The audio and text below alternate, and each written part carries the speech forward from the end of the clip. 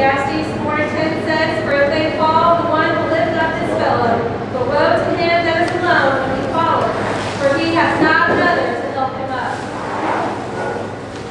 I just don't understand. Why do I need anybody else? I can do this on my own. Why do I even have to go to church? I can pray at home. I don't need anybody else. As long as I've got Jesus, that's all I need. I don't understand. I really just don't understand. Who needs fellowship anyways? Seriously. Hey, you sorry thing! Who do you think you are? I seen you yesterday wearing my glasses. Who do you think you are, you punk? I'll beat the slop out of you, you sorry thing! Don't you know you don't need anybody because I'm going to be your dad? Come on, man! Come on! Come on, get up, you sorry thing! You piece of garbage!